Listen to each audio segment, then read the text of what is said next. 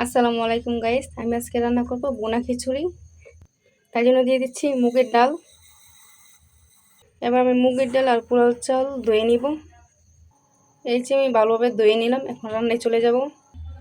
দিয়ে দিলাম গরম মশলা, পেঁয়াজ, কিছুক্ষণ ভেজে নিব। ব্রাউন কালার করে নিয়েছি, এবার অল্প পানি অ্যাড করে দিব।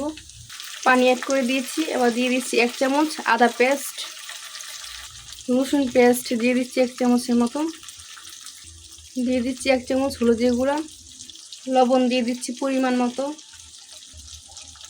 দিয়ে দিচ্ছি অল্প ধনিয়া গুঁড়া। মশলা এখন কষিয়ে নিব। এবার দিয়ে দিচ্ছি কিছু মটরশুঁটি, মিক্স করে নিচ্ছি।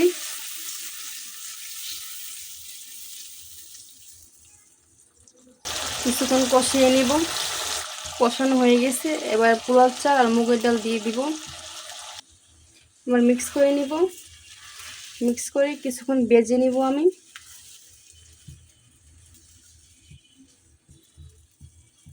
আমি কিছুক্ষণ ভেজে নিয়েছি, এবার পানি অ্যাড করে দিব।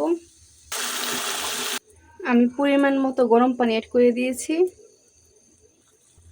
আমি দিয়ে দিচ্ছি গাজর কুচি, ডিপে ছিল। দিয়ে দিচ্ছি কিছু পাকা কাঁচামরিচ, মিক্স করে নিচ্ছি।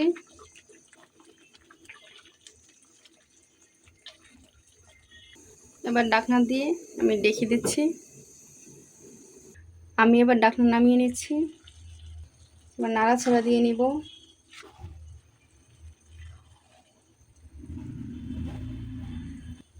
এবার ঢাকনা দিয়ে দিচ্ছি। আবার আমি ঢাকনা খুলে নিচ্ছি। এবার নাড়াচাড়া দিয়ে নিচ্ছি ভালোভাবে। তো এই যে আমার রান্না হয়ে গেছে। তো আমার বোনা খিচুড়ি রান্না করা কমপ্লিট। তো এই যে আমার খিচুড়ি রান্না শেষ। তো আমি এখন খাবো। এই যে নিয়েছি গরুর মাংস, এই হচ্ছে মুরগির মাংস, কাঁচামরিচ, পেঁয়াজ, আচার, আর এই যে খিচুড়ি। এই যে আমার খাবার। আল্লাহ হাফেজ।